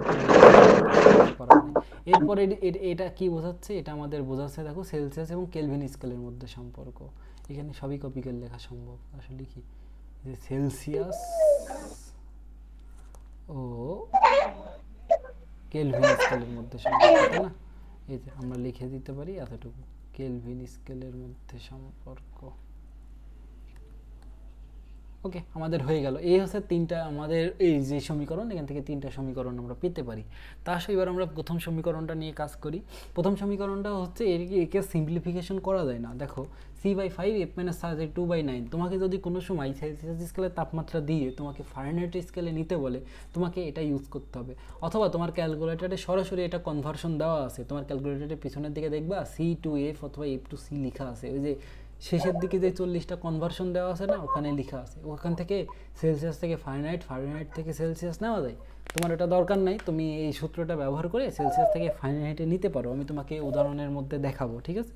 এই ধরনের অঙ্ক আমরা করব ইনশাল্লাহ। এরপরের সম্পর্কটা কি? এরপরের সম্পর্ক হচ্ছে যে আমাদের ফারেনহাইট এবং কেলভিনের মধ্যে সম্পর্ক। এটাও তোমাকে বলতে পারে অনেক সময়, ঠিক আছে? এটাও তুমি একটু শিখে রাখলা যে তোমার তো একটা লাইনে মনে রাখা লাগতেছে, এই যে এই লাইনটা মনে রাখলে তো নিচের তিনটা লাইন মনে রাখার দরকার নেই। আর এটা একটু সিম্পলিফিকেশন করা যায়। এটা সিম্পলিফিকেশন করে যে নিচের 5 আর 5 বাদ চলে যায়, তখন হয় C = K - 273। মানে এক কথায় তুমি যদি একটু প্লাস আকারে লিখতে চাও, তাহলে K সমান হবে C + 273। এর অর্থ হচ্ছে এটাই যে তোমার যদি ডিগ্রি সেলসিয়াসে থাকে এবং সেটা যদি তোমার কেলভিনে নিতে হয়, তোমাকে 273 যোগ করতে হবে। মানে তোমার মনে করো 25 ডিগ্রি সেলসিয়াস তাপমাত্রা দেওয়া আছে, এটা অঙ্ক করার জন্য তোমাকে নিশ্চয়ই এসআই এককে নিতে হবে। তো এসআই এককে নেওয়ার পদ্ধতি কি? তোমাকে যা দেওয়া আছে তার সাথে তোমার 273 যোগ করতে হবে। 200, তার মানে কি তোমার 25 ডিগ্রি সেলসিয়াস দেওয়া ছিল, ওর সাথে যদি তুমি 273 যোগ করো, তাহলে সেটা কিসে চলে যাবে? কেলভিনে চলে যাবে। এই হচ্ছে সেলসিয়াস এবং কেলভিনের মধ্যে সম্পর্ক। তোমার সব থেকে বেশি কাজে লাগবে যে এই সম্পর্কটাই আর কি, ঠিক আছে? এটা তোমার কাজে লাগবে। এটা যদি তোমার খ নম্বরে আসে তখন কাজে লাগবে। তবে সবচেয়ে বেশি তোমার অঙ্কের মধ্যে কাজে লাগবে সেটা হচ্ছে যে এই যে C = K, মানে K = C + 273। আমি তোমাকে আবার বলি, তোমার যদি কোনো সময় প্রশ্নে ডিগ্রি সেলসিয়াস দেওয়া থাকে কিন্তু তোমার সেখানে কেলভিন লাগবে, কারণ এসআই তোমাকে যখন অঙ্ক তুমি করবা, মান বসাবা, তোমাকে তো এসআই এককের মান বসাইতে হবে, তখন তোমাকে 273 যোগ করে সেটাকে কেলভিনে নিয়ে যেতে হবে। তুমি বলো এত দূর পর্যন্ত বুঝেছো কিনা? এত দূর পর্যন্ত ক্লিয়ার? ক্লিয়ার। ঠিক আছে, একটু বলিও, হ্যাঁ? আচ্ছা, এরপরে আমরা কি করব জানো? এরপরে আমরা যেটা করব যে এখন আমরা দেখব কোন তাপমাত্রায় সেলসিয়াস এবং ফারেনহাইট স্কেল একই রিডিং দেখাবে। মানে মনে করো সেলসিয়াসেও যা রিডিং দেখাচ্ছে, ফারেনহাইটেও সেম রিডিং দেখাবে, সেই তাপমাত্রাটা কত? আমরা এরকম কিছু প্রশ্নের সলভ করব।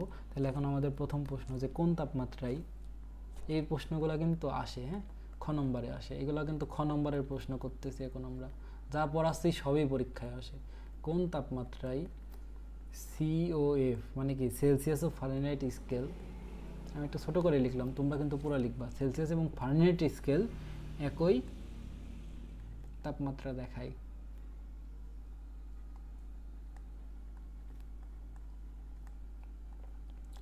ঠিক আছে, এটা হচ্ছে আমাদের প্রশ্ন। তাহলে এই প্রশ্নের তুমি সলিউশনটা কিভাবে করবা? তুমি ধরে নেবা, ধরি যখন সেলসিয়াস এবং ফারেনহাইট স্কেল একই তাপমাত্রা দেখাবে, সে তাপমাত্রা কত ধরতে পারো তুমি? তুমি সেটাকে x ধরতে পারো। ধরি সেই তাপমাত্রা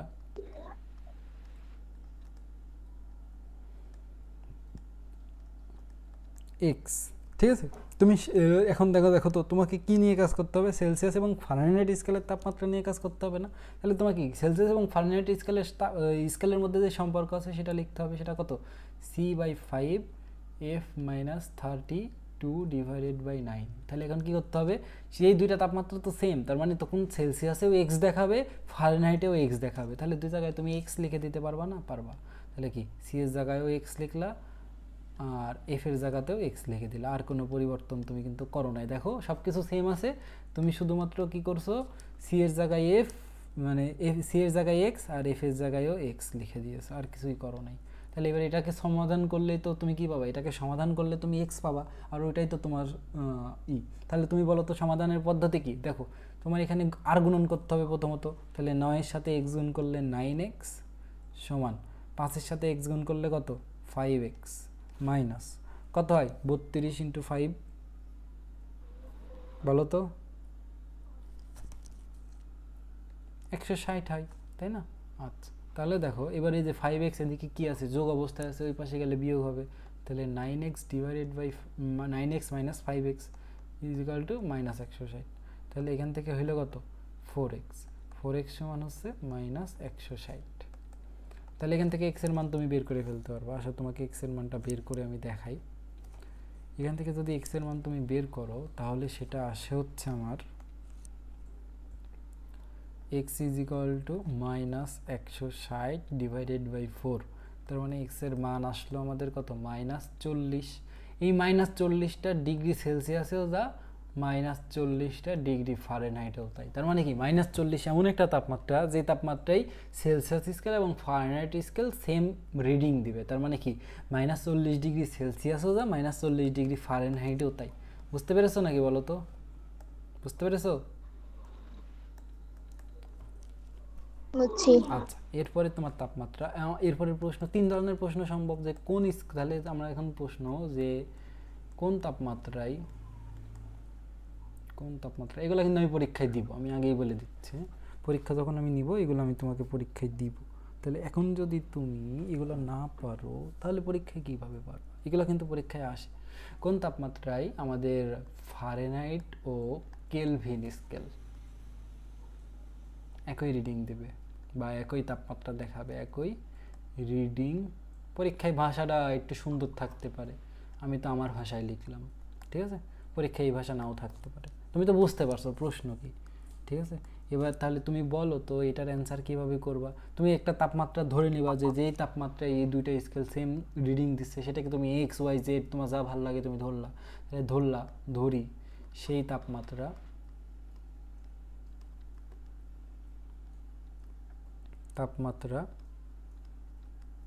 x। তাহলে এবার আমাকে কি করতে হবে, এই ফারেনহাইট এবং কেলভিন স্কেলের মধ্যে সম্পর্ক লিখতে হবে।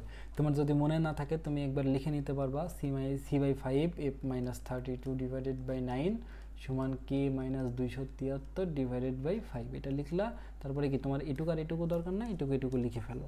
তাহলে এতটুকু কি হবে আমরা জানি। তুমি লিখলা যে আমরা জানি, কি জানো তোমরা জানো হচ্ছে f-32 divided by 9 is equal to k-273 divided by 5। এখন দুইটা স্কেলে যেহেতু সেম রিডিং দিবে, তার মানে f আর f থাকবে না, x হয়ে যাবে, k আর k থাকবে না, x হয়ে যাবে। তাহলে f কে তুমি x দ্বারা রিপ্লেস করো, 32 লিখো, ডিভাইডেড বাই 9 লিখো। k কে তুমি x দ্বারা রিপ্লেস করো, 273 লিখো, নিচে 5 লিখো। এবার এটাকে ক্যালকুলেশন করে তুমি x এর মান বের করবা, তাই না? তাহলে আসো ক্যালকুলেশন করি। তাহলে প্রথম কাজ 5কে গুণ করতে হবে। তাহলে 5কে গুণ করে দাও, তাহলে হলো হচ্ছে 5x ডিভাইডেড বাই 32 এর সাথে 5 গুণ করো, 32 ইন্টু 5 175, তাই না? তাহলে -175 সমান এখানে হলো হচ্ছে 9x f-32/9। ওকে, তার মানে দেখো এবারে 9 এর সাথে যদি x গুণ করো, 9x মাইনাস 273 এর সাথে তুমি কত গুণ করবা, 9 গুণ করবা। তাহলে 273 ইন্টু 9 কত হয়, 2457। এবার কাজ কি, সিম্পল ক্যালকুলেশন করে x এর মানটা বের করতে হবে, যা তুমি পারো। তুমি যদি এখন x এর মান বের করতে না পারো, পিটানো উচিত। তুমি কেন পারো না, এটা অপরাধ। এই বয়সে এসে যদি এই সমীকরণ সমাধান করতে না পারো, এটা অপরাধ। তাহলে আমাকে কি করতে হবে, x গুলোকে এক সাইডে, বাকি মানগুলোকে আর এক সাইডে করতে হবে। তা আসলে দেখো এখানে 5x ছিল, আমি 9x কে এই পাশে নিয়ে আসলাম। এখানে -2457 ছিল, আমরা 172 কে এই পাশে নিয়ে আসলাম, তাই না? আমাদের তো 172ই আসছিল। আমি আরেকবার চেক করি 172 কিভাবে পেয়েছিলাম, আমরা 5 এর সাথে 32 গুণ করে, 5 ইন্টু 32 আর এটা তো 160, 172 এটা কেন, এটা তো 160। তার মানে এখানে আমাদের যোগ হবে 160, ঠিক আছে? তাহলে এবার আমরা যোগ করে দিই, যোগ করে দিব মানে কত, -200, তাহলে কত 2457 আর 160 বিয়োগ করলে -2297 আসে। তাহলে এখানে হয় 4x আর এখানে আসে হচ্ছে 2297, ঠিক আছে? এখানে কিন্তু -4x আসে, খেয়াল করছো? আর এখানে একটা মাইনাস আসে, তাহলে মাইনাস মাইনাস কাটা। তাহলে x সমান থাকলো কত, থাকলো উপরে 2297 ডিভাইডেড বাই 4। তাহলে একে ভাগ দাও 4 দ্বারা, এটা আসে হচ্ছে 574.5 574.25।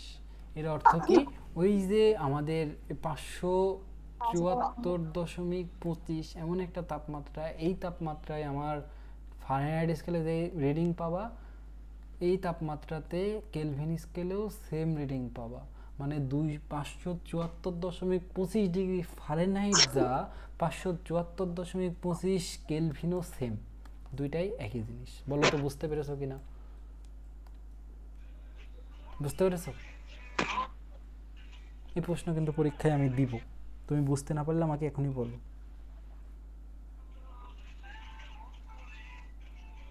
বুঝতে পারিছো? বুঝছি। ওকে, এবার আমরা কি করব, এবার আমরা ওই যে আমাদের আর একটা বাকি আছে, কোন তাপমাত্রায় সেলসিয়াস এবং কেলভিন স্কেল একই রিডিং দেবে। তাহলে এখন প্রশ্ন হচ্ছে কোন তাপমাত্রায়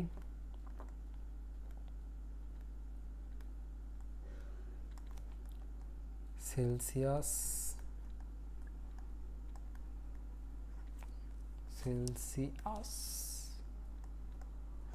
ও কেলভিন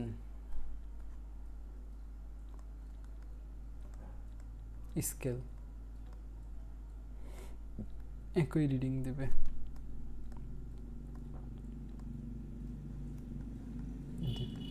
তো দেখবা এটা সম্ভব না। কেন সম্ভব না আমি তোমায় দেখাই। তুমি ধরো ওই যে সেলসিয়াস এবং ফারেনহাইট স্কেলের একটা রিডিং একই রিডিং দেবে, তার মানে সেই একই রিডিংটা কত ধরি, সেই রিডিং মানে সেই তাপমাত্রা কত, সেই তাপমাত্রা হচ্ছে আমাদের এক্স। সেই এক্সটা আমাদের ডিগ্রি সেলসিয়াসও হইতে পারে, সেই এক্সটা আমাদের কেলভিনও হইতে পারে, তাই তো? আচ্ছা ঠিক আছে, আমরা ধরে নিলাম সেটা। তাহলে আমাদের সম্পর্ক কি, C/5 সমান K-273 ডিভাইডেড বাই 5। তাহলে এখন আমরা কি করব, এক্স এর জায়গায় যেখানে যেখানে সি আছে সেখানে সেখানে এক্স, যেখানে যেখানে কে আছে সেখানে সেখানেও এক্স। তার মানে কত, x/5 সমান x-273 ডিভাইডেড বাই 5। তাহলে 5 আর 5 কাটা। তাহলে দেখো আমরা এখানে লিখতে পারবো x = x-273। দেখো তো এই এক্সকে যদি তুমি এই পাশ থেকে এই পাশে নিয়ে আসো তাহলে কি হয়, x - x সমান -273। তুমি বলো তো এই যে 0 = -273, এই জিনিসটা কি সঠিক?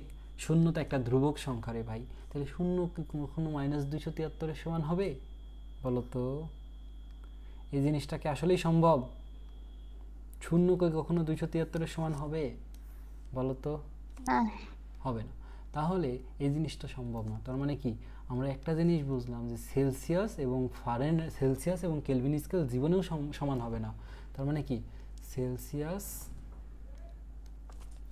আমাদের যে সেলসিয়াস এবং কেলভিন স্কেল কখনো সমান রিডিং দেবে না। ঠিক আছে, রিডিং দিবে না। কেন দিবে না? কারণ দেখো দুইটা স্কেলের মধ্যে যে পার্থক্য সেটা হচ্ছে 273। মানে সবসময় এই পার্থক্যটা থাকবেই। মানে x - x, বুঝতেই পারছো, মানে পার্থক্য বোঝাচ্ছে, 273 একটা পার্থক্য থাকবেই। এটা কখনো সমান রিডিং দেবে না। তার মানে এই প্রশ্ন পরীক্ষায় আসতে পারে এই আগের তিনটার মধ্যে যে কোনো একটা। আমি যদি পরীক্ষা নিই অবশ্যই দিব, অন্যান্য স্যারও দিবে, স্যারদের খুবই পছন্দের প্রশ্ন এগুলা, দিবেই তোমাকে। তো আসো আমরা এবার কিছু উদাহরণ করে ফেলি। উদাহরণ করার আগে এবার তোমাকে আমি ওই যে আমাদের যেই কেলভিনের সংজ্ঞা ছিল সেটা একটু দেখাই আসি। দাঁড়াও, আগে আমি একটা পেজ কেটে দিই, পেজে অতিরিক্ত আসতে মনে হয় তো এই পেজটা। ওকে, এবার আসো আমি তোমাকে কেলভিনের সংজ্ঞাটা বোঝাই। এই যে পানির ত্রৈধবিন্দু আগে তোমাকে বুঝতে হবে। পানির ত্রৈধবিন্দু কি জানো? মানে এমন একটা তাপমাত্রা সম্ভব যেই তাপমাত্রায় পানি তিনটা অবস্থাতেই থাকতে পারে। পানি বরফ অবস্থায় থাকে, পানি নর্মাল অবস্থায় থাকে, পানি বাষ্পীয় অবস্থায় থাকে। মানে যে তাপমাত্রায় পানি তিন অবস্থায় থাকে, বরফ, পানি এবং জলীয় বাষ্প, এই তিন অবস্থায় থাকে, তাকে আমরা পানির ত্রৈধবিন্দু বলি। আর পানির ত্রৈধবিন্দুর তাপমাত্রাকে 273 কেলভিন ধরা হয়। ঠিক আছে, যে তাপমাত্রায় একটা নির্দিষ্ট চাপে, তুমি সংজ্ঞাটা এখান থেকে দেখো, যে নির্দিষ্ট তাপমাত্রায় এবং চাপে পানি তিনটি অবস্থাতেই থাকে, অর্থাৎ বরফ, পানি, জলীয় বাষ্প, সহাবস্থান করে তাকে পানির ত্রৈধবিন্দুর তাপমাত্রা বলে। আমি তোমাকে কালকে একটা ভিডিও দেখাবো নি, যেখানে তুমি দেখতে পারবা যে পানি আসলে 3 অবস্থাতে থাকতেছে। মানে চোখের পলকে পানি একবার জলীয় বাষ্প হচ্ছে, চোখের পলকে পানি একবার বরফ হচ্ছে, কোনো সময় আবার পানি হয়ে যাচ্ছে, ঠিক আছে? যদি এরকম হয় তাহলে ওই তাপমাত্রাকে আমরা বলি ত্রৈধবিন্দুর তাপমাত্রা। এবং পানির ত্রৈধবিন্দুর যে তাপমাত্রা সেটাকে আসলে 273 কেলভিন ধরা হয়। পানির ত্রৈধবিন্দুর যে তাপমাত্রা সেটাকে 273 কেলভিন ধরা হয়। তাহলে আমরা কেলভিনের যে সংজ্ঞা দেখছি, দেখো 1 কেলভিন মানে কি, পানির ত্রৈধবিন্দুর তাপমাত্রা হচ্ছে 273 কেলভিন। দেখো পানির ত্রৈধবিন্দু যে তাপমাত্রা, পানির ত্রৈধবিন্দু যে তাপমাত্রা সেটা হচ্ছে 273 কেলভিন। তাহলে 1 কেলভিন কাকে বলবা তুমি? এই যে 273কে আবার যদি তুমি 273 দ্বারা ভাগ করো, অর্থাৎ 273 তোমার ছিল, এটাকে যদি আবার তুমি 1/273 করো, তাহলেই তো তুমি তাকে 1 কেলভিন বলতে পারবে। কারণ তখন এই 273 আর 273 কাটাকাটি চলে যাবে, তখন 1 কেলভিন পড়ে থাকবে। সেজন্য দেখো সংজ্ঞায় বলতেছে পানির ত্রৈধবিন্দুর তাপমাত্রার 1/273 ভাগকে 1 কেলভিন বলা হয়। মানে কি, ওই যে পানির ত্রৈধবিন্দুর তাপমাত্রা হচ্ছে 273 কেলভিন এবং তাকে তুমি ভাগ করতেছো 1/273 দ্বারা, গুণ করতেছো আর কি। তাহলে 273 কাটা, পরে থাকলে 1 কেলভিন, যাকে তুমি বলতেছো 1 কেলভিন। আমি যদি পরীক্ষা নিই তাহলে কেলভিন স্কেলের মধ্যে 1 কেলভিন কাকে বলে, অথবা পানির ত্রৈধবিন্দুর তাপমাত্রা কাকে বলে, অথবা দুইটাই কি জিনিস আমি কিন্তু তোমাকে দিব। আমি তোমাকে আগেই বলে দিচ্ছি, আমি তোমাকে আবার বলি, পানির ত্রৈধবিন্দুর তাপমাত্রার 1/273 ভাগকে 1 কেলভিন বলা হয়। পানির ত্রৈধবিন্দুর তাপমাত্রা কি?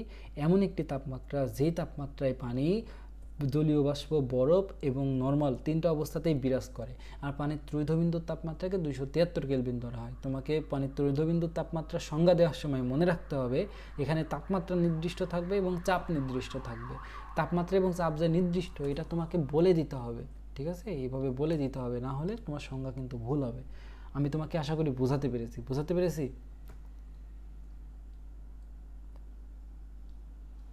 পেরেছো কেলভিন? বলো তো বুঝতে পেরেছো কিনা? হ্যাঁ স্যার। ওকে, ঠিক আছে। এরপরে আমরা আমরা পড়ছি, আমরা এবার কিছু ম্যাথ করতে পারবো। আচ্ছা, আমাদেরকে দেখো তাপমাত্রার প্রতীক আমরা দেখলামই, তাপমাত্রার 2টা প্রতীকে প্রকাশ করা যায়। তুমি থিটা দ্বারাও প্রকাশ করতে পারো, টি দ্বারাও প্রকাশ করতে পারো। তোমার যখন যেটা ইচ্ছা তুমি লিখতে পারো, অথবা আমি আসলে থিটা অথবা টি, মানে যখন যেটা ভালো লাগে সেটা লিখি। বেশিরভাগ ক্ষেত্রে থিটাই লিখি, অনেক সময় টিও লিখি। তোমার যেটা ভালো লাগে লিখতে পারো। থিটা দ্বারাও তাপমাত্রা বোঝাই, টি দ্বারাও তাপমাত্রা বোঝাই। ওকে ওকে, এই গেল আমাদের। এবার আসো আমরা পার্থক্য। পরীক্ষাতে খ নম্বরে খুবই ছাত্রদের মানে খুবই পছন্দের একটা প্রশ্ন হচ্ছে তাপ এবং তাপমাত্রার মধ্যে পার্থক্য লিখো। তাহলে দেখো আমরা সংজ্ঞাতে, তাহলে আমাদের প্রথম পার্থক্য হচ্ছে সংজ্ঞা। তাপ হচ্ছে এক প্রকার শক্তি যা আমাদের গরম বা ঠান্ডার অনুমতি যোগায়। এটা আমাদের ছিল তাপের সংজ্ঞা। আর তাপমাত্রার সংজ্ঞা দেখো কি, তাপমাত্রা হচ্ছে বস্তুর তাপীয় অবস্থা যা অন্য কোনো বস্তুর সংস্পর্শে আনলে নির্ধারণ করে দেয় তাপ গ্রহণ করবে নাকি তাপ বর্জন করবে, মানে তাপ দিবে নাকি তাপ নিবে, একই কথা। দেখো তাপের প্রবাহ তাপের পরিমাণের উপর নির্ভর করে না। আমরা দেখছি তাপের পরিমাণ কম বেশি যাই হোক, সবসময় তাপ কোন দিক থেকে কোন দিকে প্রবাহিত হয়? উষ্ণ বস্তু থেকে শীতল বস্তুর দিকে, অর্থাৎ উচ্চ তাপমাত্রার বস্তু থেকে নিম্ন তাপমাত্রার বস্তুর দিকে তাপের প্রবাহ হবে। এই যে তাপের প্রবাহ তাপমাত্রার উপর নির্ভর করে। আমরা যা শিখছি তাই পার্থক্য। দেখছো, তাপ পরিমাপের একক হচ্ছে জুল, আর তাপমাত্রা পরিমাপের একক হচ্ছে কেলভিন, অথবা সেলসিয়াস আছে, অথবা ফারেনহাইট আছে, অথবা রোমার স্কেল, অথবা র্যাঙ্কিন স্কেল আছে। তুমি যে কোনো একটা স্কেল দিলেই হইলো। দুটি বস্তুর তাপমাত্রা এক হলেও এদের তাপের পরিমাণ ভিন্ন হইতে পারে। মানে দুইটা বস্তুর তাপমাত্রা সেম, আমি তোমাকে উদাহরণের মধ্যে দেখাইছিলাম। দেখো এই যে দুইটা বস্তুর তাপমাত্রা সেম, এই যে এটা কই গেল গো, আমার বস্তুগুলা কই, এই যে এটা দেখো দুইটা বস্তুর তাপমাত্রা সেম, এই যে 30 কিন্তু তাপের পার্থক্য আছে। এই ক্ষেত্রে কিন্তু তাপের প্রভাব হবে না, এটাই আর কি। তাহলে আসো আমরা দেখি যে দুইটা বস্তুর তাপমাত্রা এক হলেও এদের মধ্যে তাপের পরিমাণ ভিন্ন হতে পারে। দুইটি বস্তুর তাপের পরিমাণ এক হলেও এদের তাপমাত্রা ভিন্ন হতে পারে, মানে হতেই পারে। দুটি বস্তুর তাপের পরিমাণ সেম কিন্তু বস্তুটি ছোট বড়, এর কারণে কি হইতে পারে? ওই যে তাপমাত্রা ভিন্ন হতে পারে। আমি তোমাকে আগেই কিন্তু উদাহরণে দেখাইছি, ঠিক আছে? এই পার্থক্যগুলো আমি তোমাকে অলরেডি বুঝাই দিয়েছি, এতক্ষণ ধরেই পড়ে নিও। খ নম্বরে আমি দিতে পারি, আমি যদি এটা সৃজনশীল পরীক্ষা নিই তো তাপ এবং তাপমাত্রার পার্থক্য খ নম্বরে আমি দিব। আমি তোমাকে এখনই বলে দিচ্ছি, এটা পরীক্ষাতে কিন্তু কাজে লাগবে। হ্যাঁ, প্রথম কথা আমাদের দেখো শিখতেও হবে এবং পাশাপাশি পরীক্ষার জন্য প্রিপারেশনও নিতে হবে। প্রথম কথা আমরা বুঝে নিব, বোঝার পরে কাজ হচ্ছে মুখস্থ করে ফেলা। মুখস্থ করা মানে কি, একবার 2 বার 3 বার 4 বার পরে মাথার মধ্যে সেট করে নেওয়া তুমি কিভাবে পরীক্ষায় লিখতে পারবা, ঠিক আছে? এই আর কি। এবার আসো কিছু ম্যাথ করে ফেলি। এই যে আমাদের বলছে 25 ডিগ্রি সেলসিয়াস তাপমাত্রাকে কেলভিন এবং ফারেনহাইট স্কেলে প্রকাশ করো। আমি তোমাকে বলে দিই, তুমি বাড়িতে করবা। দেখো আমাদের 25 ডিগ্রি আসে না, 25 ডিগ্রি সেলসিয়াস, তাহলে তোমার প্রথম কাজ হচ্ছে সূত্রটা লিখে ফেলা। সেটা হচ্ছে C/5 F - 32 ডিভাইডেড বাই 9 সমান K - 273 ডিভাইডেড বাই 5। এই সূত্রে তুমি দেখো আমার সেলসিয়াস স্কেল থেকে কেলভিনে যাইতে হবে। তো সেলসিয়াস থেকে যদি তুমি কেলভিনে যাইতে চাও তাহলে তোমাকে লিখতে হবে C/5 সমান K - 273 ডিভাইডেড বাই 5। তাহলে এখান থেকে 5 আর 5 কাটা, তাহলে C সমান K - 273 থাকলো। তাহলে এখান থেকে K এর মান তুমি যদি বের করে নাও তাহলে সেটা হচ্ছে C এর সাথে তোমাকে যোগ করতে হবে 273 করে দিলা। তাহলে দেখো এবার তোমার কি করতে হবে, তুমি দেখো K এর মানটা বের করে ফেলতে পারবা। C এর মান এখানে দেওয়া হচ্ছে 25, কারণ 25 ডিগ্রি সেলসিয়াস, তার মানে এটা হচ্ছে আমাদের C এর মান। C এর মান হচ্ছে 25, তাহলে তুমি C এর মান 25 বসাই দিলা, আর এখানে আছে 273। তুমি যদি এটা ক্যালকুলেশন করো তাহলে এটা তুমি পাবা হচ্ছে কত বলো তো, 200 কত পাওয়া যায় গো, আমি তো ভুলে গেলাম।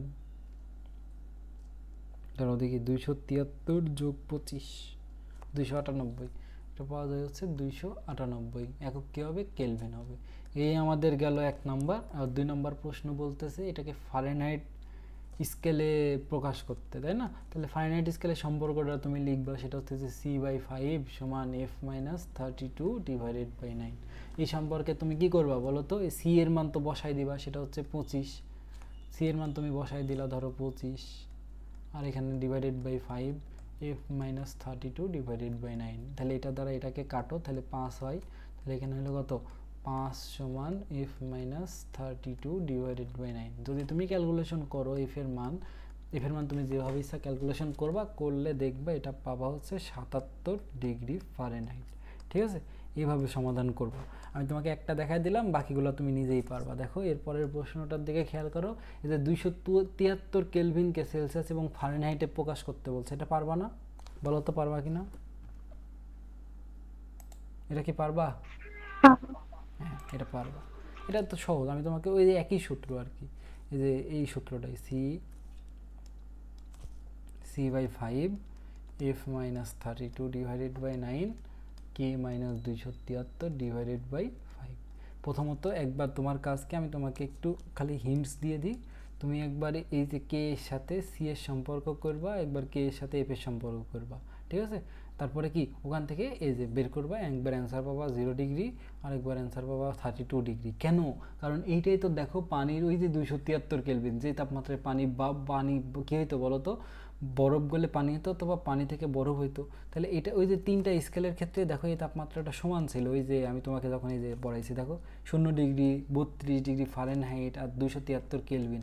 আর এখানে আমাদের প্রশ্নে কিন্তু ওইটাই দিছে, ঠিক আছে? এটা চোখ কান খোলা রাখবা। দেখো 273 কেলভিন, তাহলে এটা তো 0 ডিগ্রিরই সমান হবে, এটা তো 32 ডিগ্রি ফারেনহাইটেরই সমান হবে। বুঝতেই পারছো? এটা করবা, এটা তোমাদের HW থাকলো, ঠিক আছে? অ্যান্সারও মিলাই নিও।